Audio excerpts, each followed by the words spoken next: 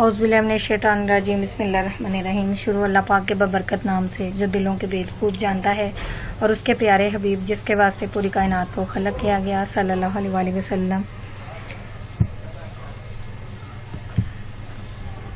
کہتے ہیں کہ منزلیں چاہے کتنی ہی اونچی کیوں نہ ہو، راستے ہمیشہ پیروں کے نیچے ہوتے ہیں۔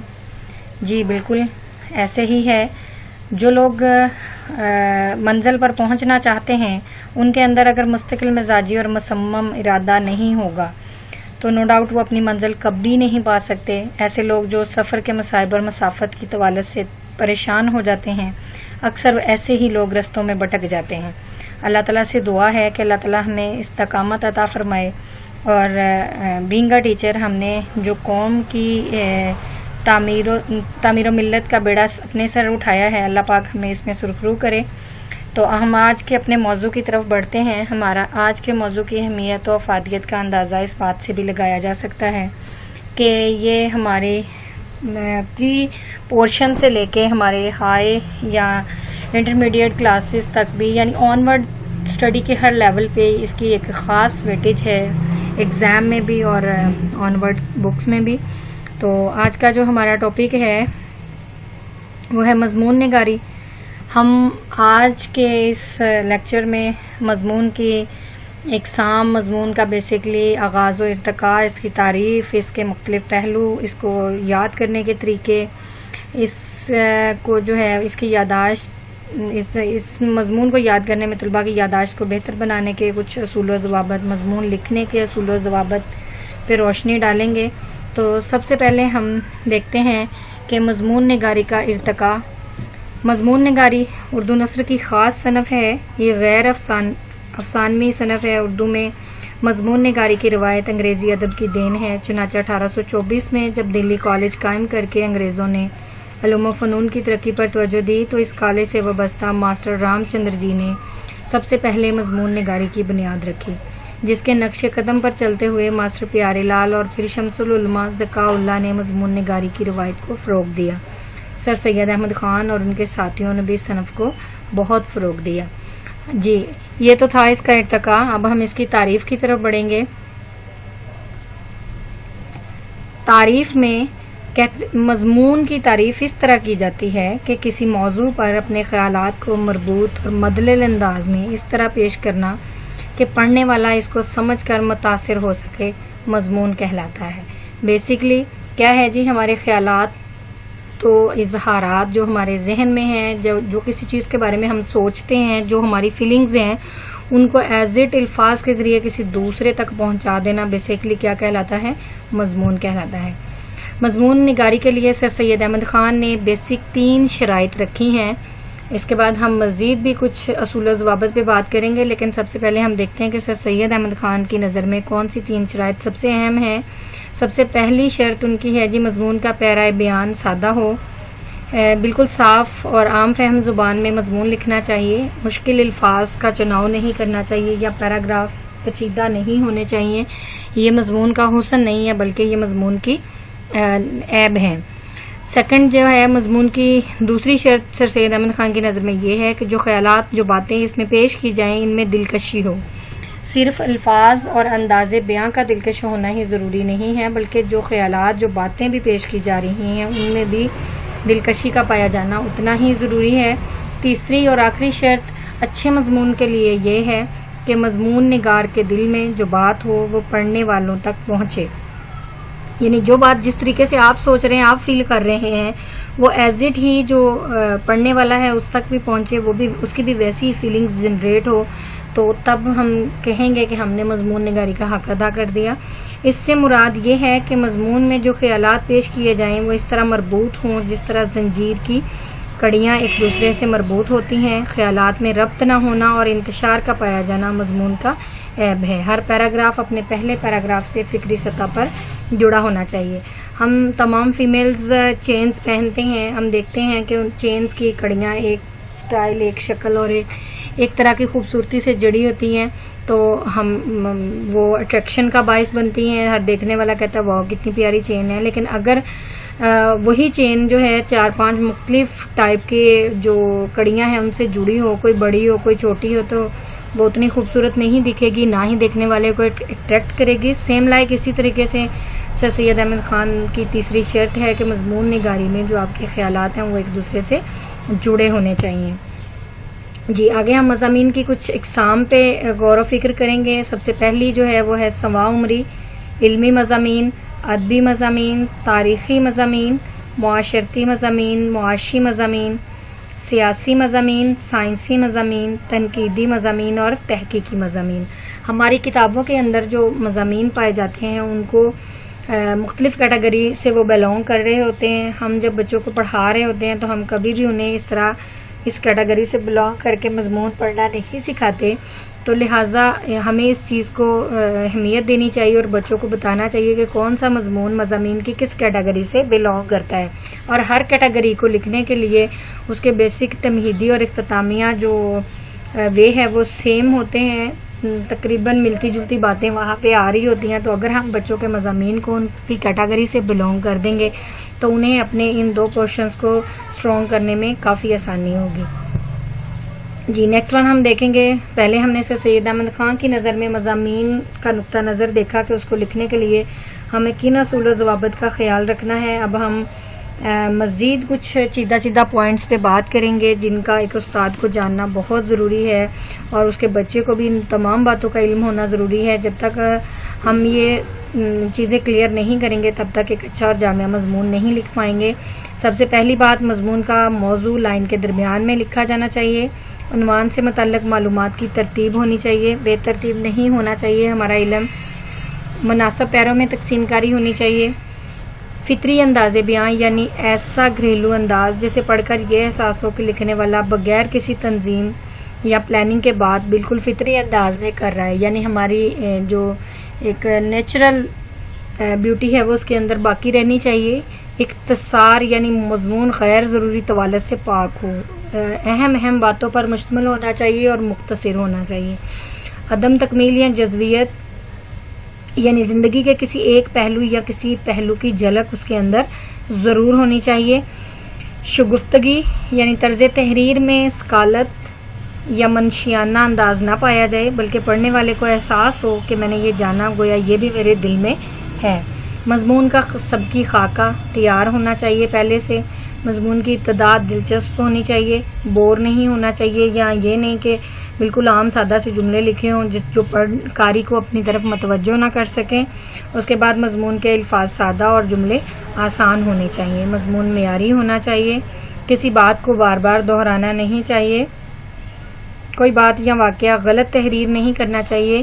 جن چیزوں کے بارے میں ہمارا نالج محدود ہو یا ہم کنفیوز ہوں کہ وہ بات صحیح ہے یا غلط، وہ کبھی بھی ہمیں مضمون کا حصہ نہیں بنانی چاہیے بلکہ پہلے اس کے متعلق اپنا نالج کلیئر کرنا چاہیے. لیکن اگر ہماری اس تک رسائی نہیں ہو پاتی تو پھر ہمیں ایسی چیزوں کو مضمون میں لکھنے سے گریز کرنا چاہیے. موقع محل کے مطابق قرآنی آیات اور اشعار کا استعمال ضرور کرنا چاہیے. گرامر کی غلطیوں سے پاک ہونا چاہیے. خوش خطی اور املا کی درستگی کا خاص خیال رکھنا چاہیے. اختتام دلچسپ اور نتیجہ خیز ہونا چاہیے. یعنی جس طریقے سے موضوع میں جو ہے وہ اس چیز کا خاص خیال رکھا جانا چاہیے کہ انداز دلچسپ ہونا چاہیے ابتدا، اسی طریقے سے اختتام بھی دلچسپ ہونا چاہیے تاکہ پڑھنے والا جو ہے اس نے جو پرابلم سٹارٹ میں اس سے شیئر کی گئی لاسٹ پہ اس کا کوئی نہ کوئی سولوشن ان کے پاس آ گیا. ایسا نہیں ہونا چاہیے کہ جو باتیں ہم نے شروع میں کی ہیں لاسٹ میں اختتام میں ہم انہیں کمپائل نہ کر پائیں. اب ہم مضمون کے ڈیفرنٹ پورشنز پہ دیکھیں گے. ایک مضمون لکھتے وقت ہمیں کن چیزوں کو خاص خیال رکھنا ہے یا مضمون کی تقسیم کاری according to board according to foundation جو ہے مضمون ان 3 پورشنز پہ دیکھا جاتا ہے اور انہی 3 پورشنز میں اس کی تقسیم کاری کی جاتی ہے. تمہید نمبر 1، نمبر 2 نفس مضمون یا تفصیل، نمبر 3 خاتمہ یا اختتامیہ. یہ چوتھا پورشن جو پروف ریڈنگ ہے، یہ جب تک ہم یہ والے پورشن کو اپنی ہیبٹ نہیں بنائیں گے تب تک ہم کنفرم نہیں کر سکتے کہ ہمارے پہلے تینوں پورشنز کا جو مواد ہے اس کی صحت کیسی ہے. جی اب ہم آگے تعارف کو دیکھیں گے. تعارف و تمہید سے کیا مراد ہے، ہم اس پہ تھوڑی روشنی ڈالیں گے. تعارف کسی بھی مضمون کا پہلا پیراگراف ہوتا ہے جس میں لکھاری عنوان کا تعارف پیش کرنے کے ساتھ ساتھ اپنی قاری سے اپنا رابطہ بناتا ہے. تعارف لکھنے کے لیے جن چند باتوں کا خیال رکھنا ضروری ہے ان میں سب سے پہلی بات کہ تعارف 4 سے 6 لائنوں سے زیادہ نہیں ہونا چاہیے. مزید کچھ تخلیقی نکات، جن میں سب سے پہلا نقطہ کہ آغاز عنوان سے مطابقت رکھتے ہوئے کسی مشہور اقتباس یا کہاوت سے کیا جا سکتا ہے. خاص ترکیب سوالات ہونی چاہیے جس کے ذریعے آپ قاری کی تحریر میں دلچسپی بڑھائیں، یا عنوان کی تعریف سے بھی مضمون کا آغاز ہم کر سکتے ہیں. یعنی مضمون لکھتے وقت ہمیں ان تخلیقی نکات اور اس بات کا خاص خیال رکھنا چاہیے کہ ہمارا تعارف جو ہے وہ 4 سے 6 لائنوں سے زیادہ نہیں ہونا چاہیے. سیکنڈ ون، متن یا نفس مضمون. متن یا نفس مضمون کسی بھی ٹاپک کا دوسرا پورشن ہے جو انتہائی اہم حصہ ہے جس میں ہم ساری کی ساری وہ انفارمیشن پٹ کرتے ہیں جو ہم اس ٹاپک کے بارے میں جانتے ہیں. متن یا نفس مضمون جو ہے وہ آپ کے مضمون کا ایک خاص حصہ ہوتا ہے جس کی اہمیت بیان کرنے کے لیے سینڈوچ کی مثال دینا چاہوں گی.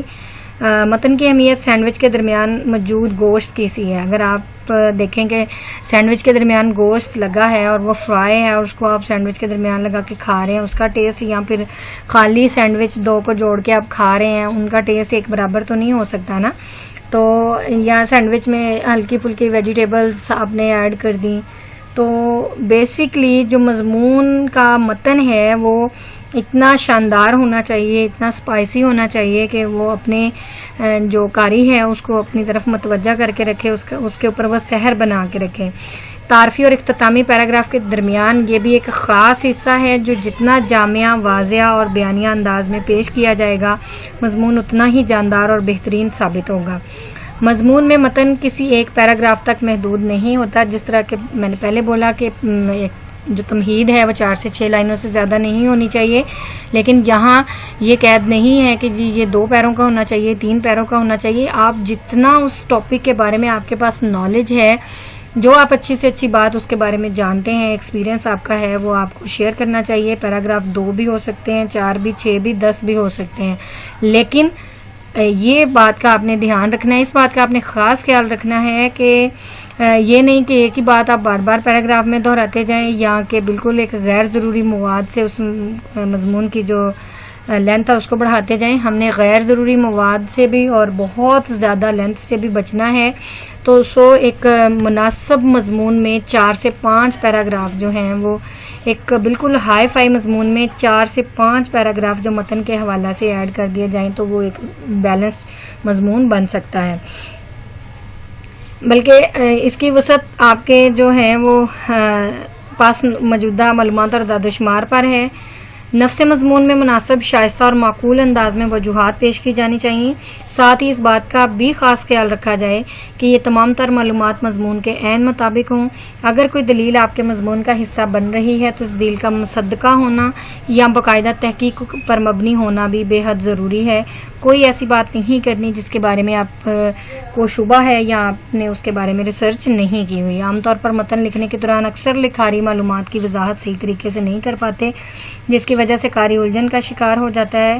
لہٰذا متن لکھنے کے لیے آپ کے خیالات، معلومات اور اعداد و شمار کا منظم ہونا بہت ضروری ہے. بار بار ایک بات کر رہے ہیں کہ اس ٹاپک کے بارے میں آپ کی جو معلومات ہیں، آپ کے جو خیالات ہیں اور جو آپ کے پاس فیکٹس اینڈ فگرز ہیں ان کا منظم ہونا بہت ضروری ہے.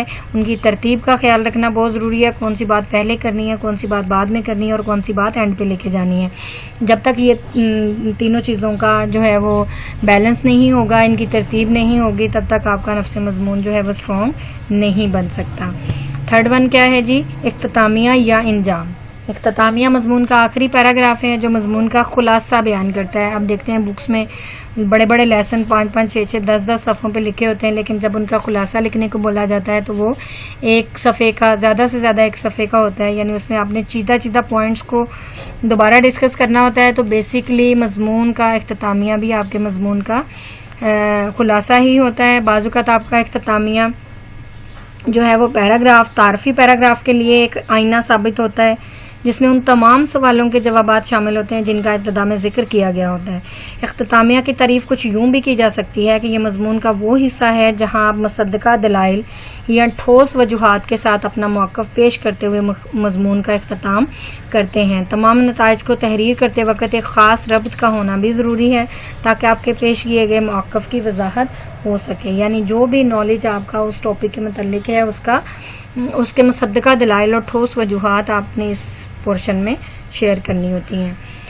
فورتھ ون، جیسے میں نے بولا پروف ریڈنگ، ان تینوں باتوں کو اتھینٹک یا ان کی صحت تلفظ کو دیکھنے کے لیے یہ کتنی جامعہ ہے اور ہماری بات کتنی اچھے سے ہم نے کہہ ڈالی ہے، اس کو جو ہے وہ فائنل کرنے کے لیے جب تک آپ آخری مرحلہ یہ کہ اس کی پروف ریڈنگ نہیں کرتے تب تک آپ اس کے بارے میں کبھی بھی اپنی رائے نہیں دے سکتے۔ مضمون میں جملوں کی ترتیب، ربط، حروف تہجد، دیگر چیزوں کا بغور مطالعہ کرنا چاہیے۔ آپ کو جہاں بھی کچھ بے ترتیبی یا بے ربطگی محسوس ہو اسے ایڈیٹنگ کریں، اس کے بعد جو ہے خامیوں سے پاک اپنا پیغام اپنے قاری تک پہنچانے کے لیے یہ سب سے اہم جز ہے۔ لہٰذا مضمون کے تینوں ایلیمنٹس کتنے اسٹرانگ ہیں اس کو دیکھنے کے لیے پروف ریڈنگ کو ہمیشہ اپنی پرسنالٹی کا ایک لازمی جز بنائیں۔ جی اب ہم اپنے سب سے مشکل اور اہم پورشن کی طرف بڑھیں گے، کیونکہ مضمون پڑھانا اتنا مشکل کام نہیں ہے جتنا کہ مضمون یاد کروانا۔ ہمارے طلباء کی ذہنی استطاعت جو ہے وہ ایک جیسی نہیں ہوتی۔ یادداشت اللہ تعالیٰ کی طرف سے دیا گیا ایک بہترین عطیہ ہے جسے ہم زندگی کے ہر میدان میں بہترین کارکردگی اور استعداد کا مظاہرہ کر سکتے ہیں۔ یادداشت کے بغیر نہ تو ہم ماضی میں کچھ سیکھ سکتے ہیں اور نہ ہی مستقبل کے لیے منصوبے باندھ سکتے ہیں، لیکن ہمارے نظام تعلیم کا سب سے بڑا المیہ یہ ہے کہ یہاں استاد، کتابیں، اسکول، کالج اور یونیورسٹیاں تو بہت ہیں، لیکن ذہنی صلاحیت کو استعمال میں لانے اور سبق کو یاد کرنے کے مشقوں کے بارے میں نہیں بتایا جاتا۔ یہی وجہ ہے کہ وہ بچے جن کو فطری طور پہ اللہ تعالیٰ نے ذہین پیدا کیا ہے وہ تو بہت کچھ سیکھ لیتے ہیں اور زندگی کی دوڑ میں آگے نکل جاتے ہیں، لیکن وہ بچے جن کا حافظہ تھوڑا اتنا تیز نہیں ہوتا ان کی تعلیمی کارکردگی بھی متاثر ہوتی ہے۔ ایک تحقیق کے مطابق کہتے ہیں کہ انسانی ذہن میں 2 لاکھ خرب سے زیادہ حروف یاد کرنے، 40 زبانوں پر عبور پانے، ایک پورا انسائکلوپیڈیا یاد کرنے اور درجنوں یونیورسٹیوں سے گریجویشن کی ڈگریاں لینے کی صلاحیت پائی جاتی ہے۔ مگر اس تحقیق کے باوجود بھی خاص بچوں پر امتحانات کے دنوں میں بہت پریشر ہوتا ہے جس سے ان کی اعصابی صحت متاثر ہوتی ہے۔ امتحانات میں اچھا پرفارم کرنے کے لیے یادداشت کا تیز ہونا بہت ضروری ہے۔ جن بچوں کو پڑھا ہوا سبق یاد رکھنے میں مشکل ہو ان کی یادداشت کو مختلف طریقہ کار سے اور غذاؤں سے بہتر بنایا جا سکتا ہے۔ نیز آج ہم یہاں کچھ ایسے طریقہ کار آپ سے ڈسکس کریں گے جن کو اگر آپ اپنے بچوں پہ امپلیمنٹ کریں گے، انہیں ان چیزوں کے لیے ہیبچول کر دیں گے تو انشاءاللہ انہیں یاد کیا ہوا سبق کبھی بھی نہیں بھولے گا۔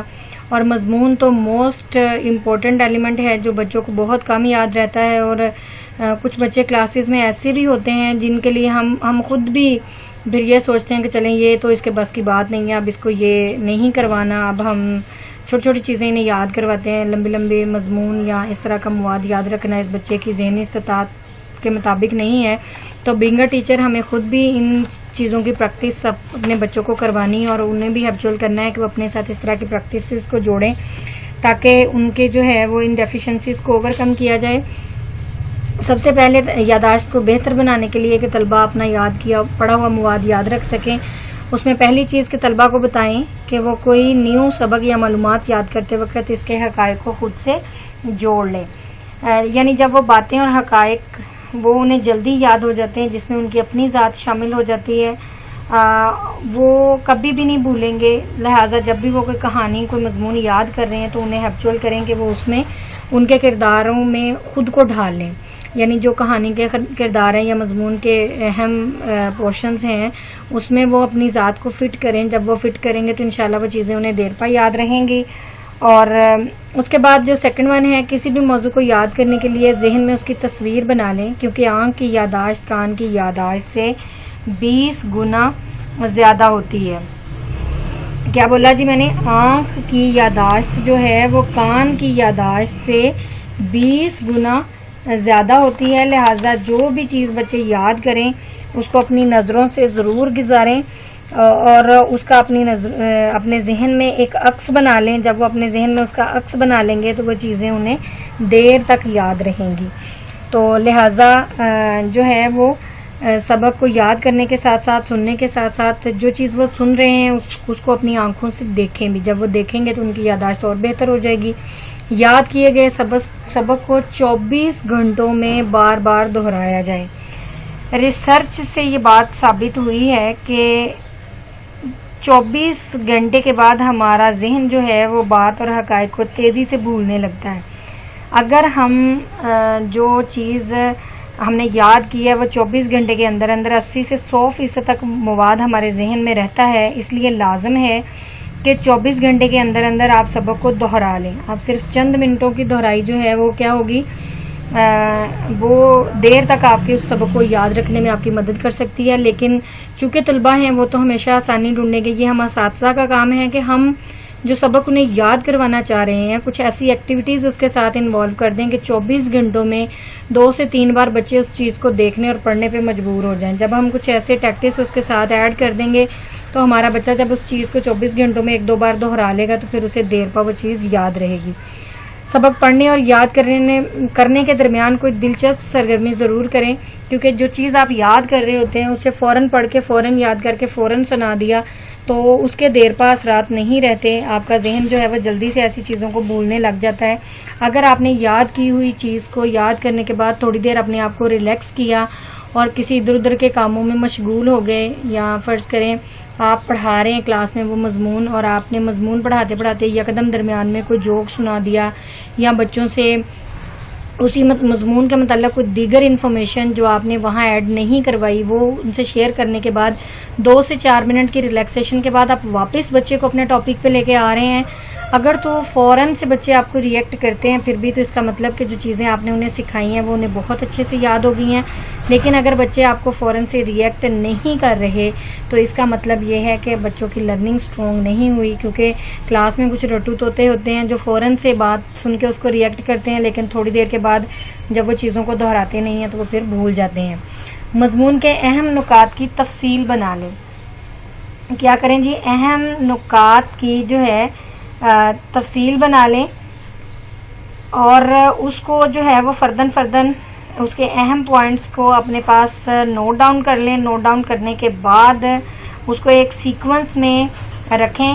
کہتے ہیں کہ جو انسانی ذہن ہے، ماہرین کہتے ہیں کہ وہ ایک الماری کی طرح ہے. جب وہاں پڑی اشیاء بکھری پڑی ہوں گی تو آپ کو چیزیں ڈھونڈنے میں مشکل ہوگی، لیکن اگر الماری میں چیزیں ترتیب سے پڑی ہیں تو جب آپ انہیں ڈھونڈنا چاہیں گے تو آسانی سے آپ کو مل جائیں گی. اسی طریقے سے یادداشت کو بہتر کرنے کے لیے بھی جو آپ کے مضمون کے اہم پوائنٹس ہیں ان کی جب آپ کا سیکوینس ٹھیک ہوگا، اس کی ترتیب بہتر آپ بنا دیں گے، یعنی ایک بات کا لنک دوسری بات سے جوڑ دیں گے تو انہیں یاد کرنا آسان ہوگا اور وہ دیر تک آپ کے ذہن میں محفوظ رہ سکتی ہیں. قوت حافظہ کو تیز کرنے کے لیے کم از کم طالب علم کو 8 گھنٹوں کی نیند ضرور لینی چاہیے. اب طلباء جو کچھ بچے ہیں یا ان پڑھ پیرنٹس ہونے کی وجہ سے انہیں اس چیز کی اویئرنیس نہیں ہوتی اور بچے بہت زیادہ سوتے ہیں. کہتے ہیں زیادہ سونا اور زیادہ کھانا دونوں ہی چیزیں جو ہیں انسانی ذہن کو جو ہے وہ اس کو آہستہ آہستہ مفلوج کرتی ہیں، اس کی قوت حافظہ کو جو ہے وہ متاثر کر رہی ہوتی ہیں. اگر آپ چاہتے ہیں کہ آپ کا طالب علم یاد کی ہوئی چیزوں کو دیر تک یاد رکھے اور اس کی قوت حافظہ تیز ہو تو اپنے بچے کا شیڈیول ترتیب دیں جس میں اس کی 24 گھنٹوں میں صرف 8 گھنٹے کی نیند ہو. یعنی اس کو اتنا بزی کر دیں آپ دیگر کاموں میں کہ وہ اس کے پاس 8 گھنٹے بچیں اور جب وہ 8 گھنٹے کی پراپر نیند لے گا تو انشاءاللہ اس کا ذہن اور اس کی قوت حافظہ جو ہوگی وہ تیز ہوگی. اس کے بعد اگلا جو موسٹ امپورٹنٹ ٹاپک ہے، گلوکوز والی خوراک کا استعمال زیادہ کرے، اس سے بھی یادداشت میں اضافہ ہوتا ہے. ہم بس بچوں کو پڑھانے پہ لگے رہتے ہیں. بینگ اے ٹیچر ہمیں اس چیز کا بھی خیال کرنا چاہیے کہ ہمارے بچے اپنی ڈائٹ کا پراپر خیال کریں اور ایسی اشیاء سے گریز کریں جو ان کی صحت کے لیے نقصان دہ ہیں اور ایسی چیزوں کا استعمال بڑھانا چاہیے. ہمیں خود بھی ان سے ایسی غذائیں شیئر کرتے رہنا چاہیے جن سے قوت حافظہ تیز ہوتی ہے. قوت حافظہ تیز کرنے میں جیسے میں نے شیئر کیا کہ ایسی اشیاء جن میں گلوکوز زیادہ پایا جاتا ہے وہ معاون ثابت ہوتی ہیں. لہٰذا جیسے 1-2 میں شیئر کر رہی ہوں، آپ بھی جب سرچ کریں گے تو ایسی بہت ساری اشیاء آپ کے سامنے آئیں گی جن میں گلوکوز وافر مقدار میں پایا جاتا ہے اور وہ آپ کے بچے کی قوت حافظہ کو تیز کرے گا. جس میں ناشتے کے وقت تازہ جوس، انڈا یا خشک میوہ جات یہ قوت حافظہ کو بڑھانے میں بڑے معاون ثابت ہوتے ہیں. تو لہٰذا آپ اپنے بچوں کو ہیبچول کریں کہ وہ ان چیزوں کا استعمال کریں. سبق یاد کرتے وقت اونچی آواز سے پڑھیں. کلاس میں کچھ بچے ایسی ایکٹنگ بھی کر رہے ہوتے ہیں. ہم نے کہا جی مضمون یاد کریں. اب چونکہ تھیوری ہے اس نے یاد کرنی ہے.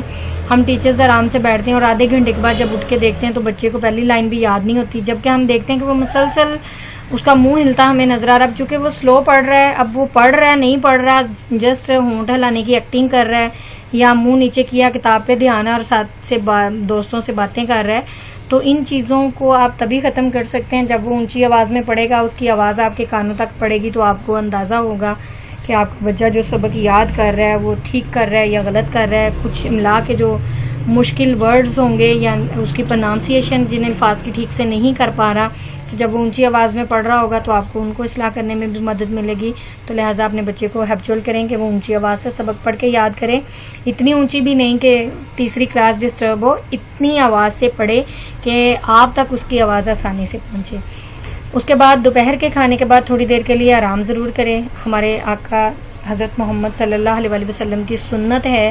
تو ایک تو جو ہے آپ صلی اللہ علیہ وسلم کی پیاری سنتوں پہ عمل کرنے سے تو دین و دنیا بھی بہتر، آخرت بھی بہتر ہوگی، اور اس کے ساتھ ساتھ دوسرا بڑا ایڈوانٹیج یہ ہوگا کہ بچے کی قوت حافظہ بھی تیز ہوگی. ایک ہی مضمون مسلسل یاد نہ کریں.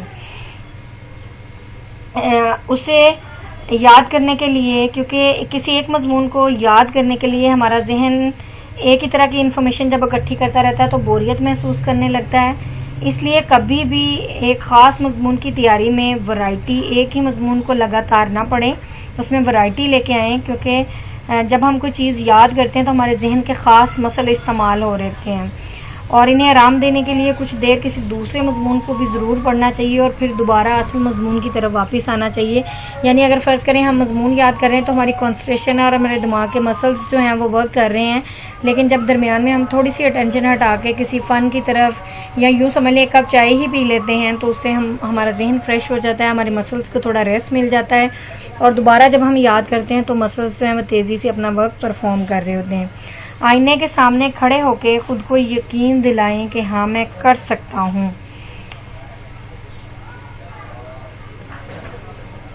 ماہرین نفسیات ذہن کی صلاحیت کو بڑھانے کے لیے وہ کہتے ہیں کہ خود کو ہدایت دینے کے طریقے، وہ کہتے ہیں کہ یہ خود کو ہدایت دینے کا طریقہ ہے پر زور دیتے ہیں. خود کو بار بار یہ بتائیں کہ آپ کی یادداشت بہتر اور شاندار ہے. یہ کام آپ آئینے کے سامنے کھڑے ہوں اور خود کو تسلی دلائیں اور بتائیں کہ آپ یہ کام کر سکتے ہیں. اپنا آئینے کی آنکھوں میں آنکھیں ڈال کے بات کریں. جب آپ خود کو یہ دلا لیتے ہیں کہ آپ بہت کچھ کرنے کے قابل ہیں تو یقین جانیں آپ بہت کچھ کر سکتے ہیں، اور آپ کے اندر کا سویا ہوا جو جن ہے وہ جاگ جاتا ہے اور وہ پھر آپ سے بڑے بڑے کام سارے انجام دلوا لیتا ہے. لیکن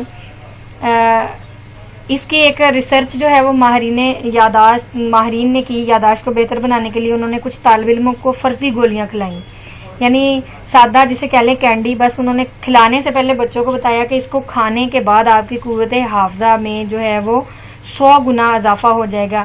اور طلبہ نے وہ گولیاں کھائیں اور اس کے رزلٹ بھی ڈیفینیٹلی ویسے ہی آئے. وہ طلبہ جو سبق یاد نہیں کر پا رہے تھے وہ 100% یاد کرنے لگ گئے، کیونکہ انہیں بلیو، سب سے بڑی وہ جسے کہتے ہیں نا بلیو سسٹم، جب آپ کو خود پہ یقین ہو جاتا ہے کہ ہاں آپ یہ کام کر سکتے ہیں تب وہ کام ایکچوئل میں ہوتا ہے. اور جب آپ یہ سوچتے ہیں کہ نہیں، ہنری فورڈ کہا کرتا تھا کہ خواہ تم یہ سوچتے ہو کہ تم کوئی کام کر سکتے ہو یا یہ سوچتے ہو کہ تم کوئی کام نہیں کر سکتے تو تم درست ہوتے ہو.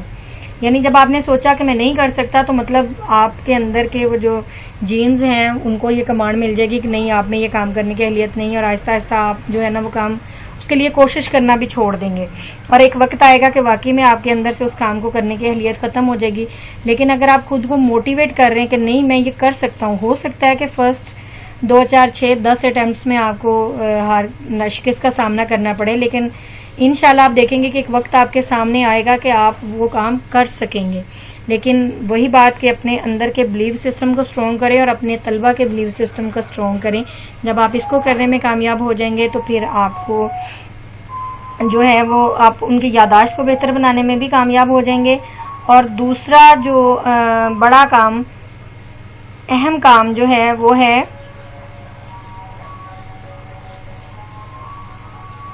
Stop watch. سبق یاد کرنے سے پہلے مواد اور وقت کا تعین ضرور کریں. جب بچہ سبق یاد کرنے بیٹھے اور یہاں آپ کلاس میں کوئی چیز اس کو یاد کروا رہے ہیں تو آپ وقت کا تعین کر دیں. فرض کریں آپ نے 5 ورڈز لکھ دیے ہیں اور آپ نے بولا کہ یہ مجھے یاد کر کے سنائیں, تو اس کے لیے آپ نے ٹائم لمٹ دینی ہے, 2 منٹ, 4 منٹ, 6 منٹ, 10 منٹ. جب تک آپ اپنے مواد اور وقت کا تعین نہیں کریں گے تب تک بھی آپ کو سبق یاد نہیں ہوگا. جب آپ وقت کا تعین کر کے اس کام کو کرنے لگیں گے تو پھر آپ دیکھیں گے کہ آپ کو جلدی سے وہ چیزیں جو ہیں وہ آپ کا ذہن زیادہ ایکٹیو ہو کے کام کرنے لگے گا اور آپ زیادہ جلدی اپنی چیزوں کو یاد کر لیں گے. لاسٹ ون, دوستوں کا ایک گروپ بنائیں اور اس میں یاد کی گئی باتوں کا مقابلہ کروائیں. یعنی کلاس میں ایک بینچ پہ 3 بچے بیٹھے ہوتے ہیں, آپ تینوں کو بولیں کہ جو چیزیں یاد ہو گئی ہیں پھر ایک دوسرے سے آپ جو ہے انفارمیشن شیئر کریں یا سنیں, اور پھر یعنی گروپنگ کر کے اس میں کمپٹیشن کروا دیں کہ کس کو کون سی چیزیں جو ہیں وہ زیادہ جلدی یاد ہو گئی. اس سے بھی بچوں کی یادداشت میں بہتری لائی جا سکتی ہے, کیونکہ وہ ایک دوسرے کو ہرانے کے چکروں میں بچے بہت ساری جو انفارمیشن کا اپنے پاس مجموعہ کر لیں گے اور بہت تیزی سے ان کی سیکھنے کی صلاحیت جو ہے وہ تیز ہوگی. وہ بچہ جس کو کچھ بھی نہیں آتا, اگر وہ ایک دن ایک سوال اپنے فرینڈس کے مقابلے میں, وہ کوسچن جو کلاس میں کسی کو نہیں آیا اس کو آتا ہے, آپ اس کے لیے اس کو تھوڑا اپریشیٹ کر دیتے ہیں, تو آپ دیکھیں گے کہ نیکسٹ ڈے وہ ایک کی بجائے 2 چیزوں کو یاد کرنے کی اہلیت اس کے اندر آ جائے گی. جی نیکسٹ ہم آپ کے سامنے ایک پکچر ہے جس میں مضمون لکھنے کو بولا گیا ہے. آپ دیکھیں گے کہ بولا گیا کہ اس تصویر پہ 5 جملے لکھیں, 2 ڈیفرنٹ ٹائپ کے 5 جملے لکھے ہیں. اب آپ نے دیکھنا ہے کہ جو میں نے مضمون کے آپ کو ایلیمنٹس بتائیں, ان دونوں پیراگرافس میں سے کس پیراگراف میں وہ ایلیمنٹ جو ہیں وہ اسٹرانگلی کلیئر ہوئے ہیں. یہ ایک جانور ہے, یہ بہت خوبصورت جانور ہے, یہ بہت پیارا جانور ہے, اس کی آنکھیں خوبصورت ہیں, میں اسے بہت پسند کرتا ہوں. یہ فرسٹ اسٹوڈنٹ نے لکھا ہے. سیکنڈ اسٹوڈنٹ لکھ رہا ہے یہ ایک جنگلی جانور ہے, اس کا نام شیر ہے, اس کی 4 ٹانگیں, 2 آنکھیں اور 2 کان ہیں, اور اس کا رنگ بھورا ہے, یہ گوشت خور جانور ہے. آپ کے خیال میں کیا جو پہلے اسٹوڈنٹ نے لکھا ہے اس نے اپنے جو مضمون کے تینوں ایلیمنٹس میں نے بتائے, تمہید و تعارف, متن اور اس کے بعد اس کا جو کنکلوژن ہے, کیا پہلے والے نے اس کو فلفل کیا یا پھر دوسرے والے اسٹوڈنٹس نے ان ترتیب کا خیال رکھا؟ جی بالکل ٹھیک کہا کہ جو سیکنڈ اسٹوڈنٹس ہے اس نے تینوں ایلیمنٹس کا خیال رکھا. تعارف میں ایک جملہ, اس کے بعد اس نے اس کا تعارف اور اس کے جو ہے تمہید کی کا لنک, پھر درمیان میں جو اس کا نفس مضمون ہے, اس اینیمل کے متعلق جتنی سٹارٹنگ فیچرز وہ دے سکتا تھا, یا اس میں کلاس لیول کا بھی حساب رکھنا ضروری ہے. اگر پری کلاس ہے تو ڈیفینیٹلی جتنے جملے اس سے پوچھے گئے اتنے جملوں میں جتنا وہ بریف کر سکتا تھا وہ اس نے بہت اچھے سے کیا, تو نو ڈاؤٹ اس ٹائپ کا مضمون جو ہے وہ ویلڈ مضمون کنسیڈر کیا جاتا ہے. اور ہمارا المیہ یہ ہے کہ ہمارے بچے جب ہم انہیں بولتے ہیں کہ اچھا ایک بچہ اس کو زیادہ لینتھی مضمون وہ یاد نہیں کر سکتے, ہم کہتے ہیں تم شارٹ کر لو. اب شارٹ میں وہ کیا کرتا ہے کہ چلیں جی پہلا پیرا میں یاد کر لیتا ہوں اور دوسرے 2 پیرے چھوڑ دیتا ہوں کیونکہ وہ مجھے مشکل لگتے ہیں. شارٹ اس طریقے سے کیا گیا شارٹ جو ہے وہ مضمون کا بیلنس, اس کی صحت برقرار نہیں رکھ پاتا. اس طریقے سے اس کو جو پہلا اس نے پیراگراف یاد کر کے اس کو بڑے ہی اچھے طریقے سے لکھا ہوتا ہے تو اس کو اس کے ویلڈ مارکس نہیں ملتے. ریزن اس کی یہ ہے کہ اس نے اس کے 2 ایلیمنٹ سرے سے چھوڑ ہی دیے, جس وجہ سے اس کے تینوں ایلیمنٹس پہ مارکس کی ڈویژن ہوتی ہے, کیونکہ کوئی بھی چیکر مضمون کو چیک کرنے سے پہلے اس کے مارکس کو ان 3 کیٹیگری میں ڈیوائڈ کرتا ہے. اگر آپ کا 10 مارکس کا مضمون ہے تو آپ کے جو ہے وہ 3 مارکس, جو 3 مارکس آغاز کے, 3 مارکس اختتام کے اور 4 مارکس آپ کے نفس مضمون کے ہوتے ہیں. اب آپ کا نفس مضمون اور اختتام ہے ہی نہیں تو پہلے 3 مارکس کے اندر ہی آپ کو مارکنگ ملے گی, خواہ وہ سارے کا سارا بہت اچھا, بہت نفیس, بغیر املاء و گرامر کی غلطیوں کے لکھا ہو, تب بھی 3 نمبر سے زیادہ وہ مضمون حاصل نہیں کر سکتا. لہٰذا ہمیں ہمارے بچوں کو مضمون یاد کرواتے وقت اور شارٹ کرواتے وقت اس چیز کا خاص خیال رکھنا ہے.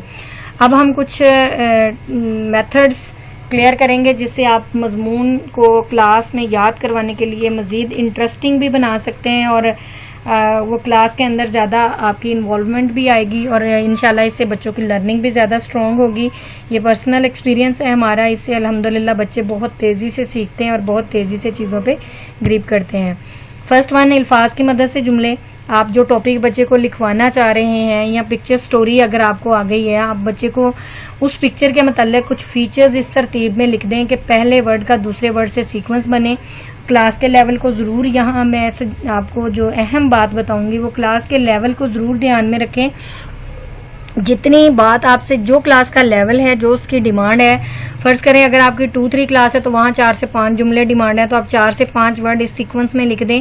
اور اس کے بعد اگر آپ کی کلاس 4 ہے تو وہاں ایک پیراگراف ڈیمانڈ ہے، اور ایک اچھا اور ویلڈ پیراگراف بنانے کے لیے ہمارے پاس کم سے کم 15 اور زیادہ سے زیادہ 20 الفاظ کا مجموعہ ہوگا تو ہمارے وہ جو جملے ہوں گے وہ مل کے ایک اچھا پیراگراف بنا سکتے ہیں. تو لہٰذا آپ نے اس چیز کا خاص دھیان رکھنا ہے. اگر انیشیل ہے تو موسٹ امپورٹنٹ فیچرز میں نے یہاں کلیئر کر دیے: گائے، بھورا، چارہ، ٹانگیں، کان، گوشت. یہ وہ فیچرز ہیں جو کہ انیشیلی بچے کو پتہ ہونے چاہیے. اب اس سے ایک سٹیپ آگے گیا ہے تو مزید آپ اس کے فیچرز میں سے کچھ چیزوں کا اضافہ یہاں کر دیں گے، جس کو بچہ ایک کے بعد دوسرے کو لنک کرتے ہوئے جب ایسے سادہ جملے بنائے گا تو وہ اس کا پھر ایک ویلڈ پیراگراف جو ہے وہ بن جائے گا. نیکسٹ ون طریقہ کار خاکے کی مدد سے مضمون. خاکے میں ہم کیا کرتے ہیں جی، ٹائٹل سے متعلق ہم کچھ ہنٹس لکھتے ہیں، جس میں ہمارا ایک ہنٹ ہوگا انٹروڈکشن کے متعلق اور ایک ہنٹ ہوگا کنکلوژن کے متعلق، جبکہ پیراگراف کے ٹاپک کی نوعیت کو دھیان میں رکھتے ہوئے کم سے کم 4 زیادہ سے زیادہ 6 پیراگراف کا جو ہے وہ ایڈیشن ہم وہاں کریں گے. اور ان پیراگراف کی نوعیت کے حوالے سے ہم ہر ایک پیراگراف کا ایک ہنٹ جو ہے وہ یہاں شیئر کر دیں گے، جس سے بچے کو اس کا حوالہ جات ذہن میں رکھنے میں آسانی ہوگی. اور وہ چھوٹے چھوٹے پورشن کر کے جب ان چیزوں کو یاد کرے گا تو اسے اندازہ ہوگا، اچھا پہلے میں نے انٹروڈکشن لکھنا ہے، انٹروڈکشن والی لائن لکھی. دوسرے میرے ٹاپک کی ڈیٹیل یہ تھی کہ جی میں نے اس میں اس کے تعلیم و تربیت کے حوالے سے بات کرنی ہے. 3rd ون میں نے اس کی اعلیٰ تعلیم کے لیے بات کرنی ہے. 4th ون میں نے ان کی جو سیاسی سرگرمیاں اس پہ بات کرنی ہے. اس کے بعد تعلیمی سرگرمیوں پہ بات کرنی ہے. لاسٹ ون میں نے اس پرسنالٹی کا کنکلوژن دینا ہے، اور ان کی جو ہے وہ ڈیٹ آف ڈیتھ یا اس کی مشہور تصانیف وغیرہ پہ بات کرنی ہے، جس میں سے کچھ بھی آپ یہاں پہ ایڈ کر سکتے ہیں. جب وہ بچے کا ایک سرکل بن جائے گا تو وہ اپنے سیکوینس میں لکھتا آتا ایک اچھا اور ویلڈ مضمون جو ہے اس کو ترتیب دے سکتا ہے. نیکسٹ ون ہے جی سوالات کے ذریعے مضمون نگاری. آپ یہاں بھی وہی بات جیسے میں نے الفاظ کے مجموعے میں بولا کہ کلاس کے لیول کو ہمیشہ دھیان میں رکھیں گے اور پھر آپ اپنے کوسچنس کا سلیکشن کریں گے. جیسے میں نے یہ 4 کے لیول کو دھیان میں رکھتے ہوئے کچھ کوسچن کریٹ کیے ہیں. 4-5 کے لیے یہ ویلڈ کوسچن ہے، اور ان کوسچنس کے آنسرس پہ بیس کرتا ہوا مضمون 4 اور 5 کے لیے ایک ویلڈ مضمون ہوگا. لیکن اگر آپ 6, 7, 8 کی طرف موو کریں گے تو آپ کو مزید یہاں کوئی 5-10 کوسچنس کا ایڈیشن کرنا ہوگا. اور کبھی بھی بچہ ان کوسچنس کے آنسرس کو جو ہے وہ یہ بات بھی سکھانی ضروری ہے کہ ان کوسچنس کے آنسر کبھی بھی ورڈز میں نہیں دے گا، وہ ہمیں سینٹینس میں ہی، جیسے سینٹینس میں ہم نے کوسچن پوچھا ہے ویسے ہی سینٹینس میں ہمیں کوسچن کا آنسر بتائے گا. اور جب وہ سارے ہی کوسچنس کے آنسرز لکھ دے گا تو پھر ہم یہاں سے ان کوسچنس کو ریموو کر دیں گے اور یوں اس کا ایک جامع مضمون بن جائے گا. میں کوسچن یہاں پہ شیئر کر دیتی ہوں آپ لوگوں کے ساتھ. سب سے پہلے شاعر مشرق اور مفکر پاکستان کا نام، کب اور کہاں پیدا ہوئے، شاعر مشرق کے والد اور والدہ کا کیا نام ہے، آپ نے دینی تعلیم کہاں سے حاصل کی، ابتدائی تعلیم کہاں سے حاصل کی، آپ نے اعلیٰ تعلیم کے حصول کے لیے کس ملک کا سفر کیا، مولوی میر حسن سے آپ کا کیا رشتہ تھا، مولوی میر حسن کو شمس العلماء کا خطاب کیسے ملا، آپ نے اپنی شاعری کے ذریعے برِ صغیر کے مسلمانوں کو کیا پیغام دیا، خطبہ الہ آباد کب ہوا اور اس میں مسلمانوں کی نمائندگی کس نے کی، آپ نے بچوں کے لیے جو نظمیں لکھی ان میں سے چند ایک کے نام تحریر کریں، آپ کی مشہور تصانیف کے نام لکھیں، آپ نے کب وفات پائی اور کہاں دفن ہوئے. جی یہ کچھ کوسچنس ہیں جو میں نے شاعر مشرق علامہ محمد اقبال کی زندگی کا احاطہ کرتے ہوئے، ان کی پرسنالٹی کا احاطہ کرتے ہوئے میں نے کچھ کوسچن کریٹ کیے. میں نے پہلے ہی شیئر کیا کہ یہ 4 اور 5 کے لیول کے لیے جامعہ ایسے بن جائے گا، لیکن اگر آپ اس سے بڑی کلاس کے لیے کرنا چاہ رہے ہیں تو آپ کو یہاں مزید کچھ کوسچنس کا ایڈیشن کرنا پڑے گا. جو مزید کوئی 8-10 کوسچن آپ ایڈ کر دیتے ہیں تو آپ کا ایک پرفیکٹ مضمون بن کے آپ کے سامنے آ جائے گا. بہترین انسان عمل سے پہچانا جاتا ہے، ورنہ اچھی باتیں تو دیواروں پہ بھی لکھی ہوتی ہیں.